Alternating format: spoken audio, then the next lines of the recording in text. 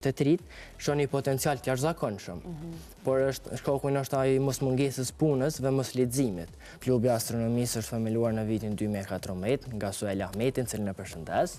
Dhe më pas në vitin 2022 është rihop në observatori i Prishtinës.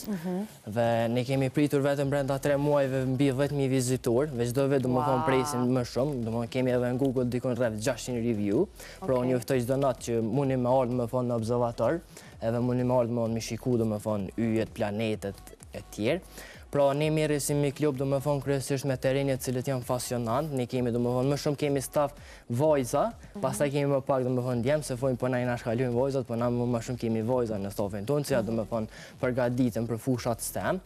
Ne bëjmë anën teorike cilën e mësojmë në astronomi, shembull në shkollat e mesme, ne ja prasisim në anën teorike, siç e kemi këtu një teleskop, ky është një teleskop solar, ku përmes tij ne e shohim diellin.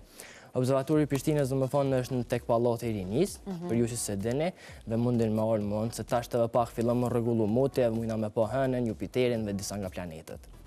Qysh është me u përpiq me au transmetu njerëzve, me au transmetu qëto formulat, teleskopte, sa kuptojnë, sa është interesante, se është sikur me një për herë të parë, te vi njerëz se e një ndiqka nështë për herë të parë.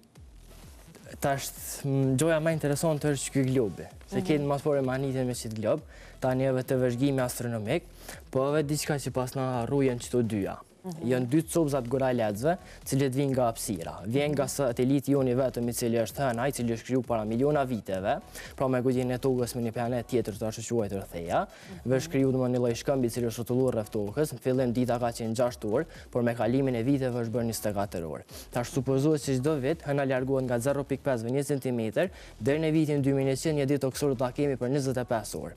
E kjo është një copë e një goraleci pej Marsit, nga robotët cilët përmes dorës së tyre bëjnë ekzaminimet dhe i sillen për laboratore me institute astronomike.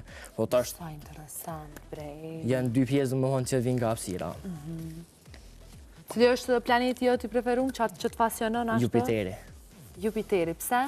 Se është planeti më i madh, është gjigande, është planeti i parë që e kam observuar dhe njëkohësisht quhet si vllau mbrojtës i tokës. Apo dogun të arreq me këto vizitat e shpejta që po bëhen në hapësirë? Po, shembull... Se ka shumë njerëz që nga opinioni publik që edhe nuk ju besojnë, që janë të mundura.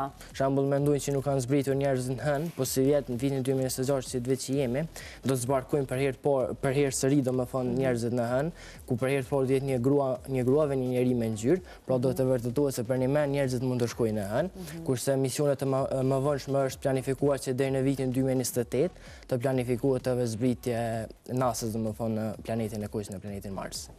Redon, ti ke fitu shumë çmime të ndryshme, qysh është kjo ndjenja me u vlerësu për diçka që ti veç ki pasion edhe e donë edhe të vjen kaq natyrshëm? Normal, kjo është një motiv shtesë për mua, por ma primore kam fakultetin kur diplomaja e do t'jetë suksesi më i madh për mua. Edhe sa vjet ka me për diplomë? Edhe 3.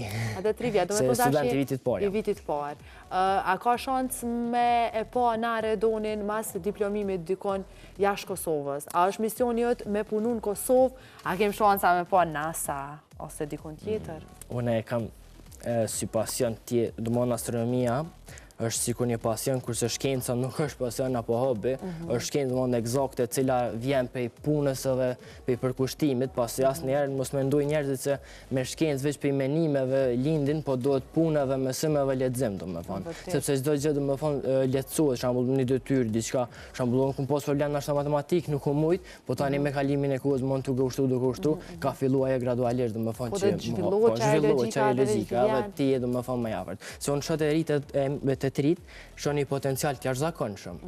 Por shkaku është ai mosmungesës punës dhe mos leximit. Pasi unë e them çdo herë, ju them edhe shokëve që shoqërisë ime, lexoni se për një më është më mirë me lexu, edhe pasurohet fjalori domethënë, edhe është më mirë.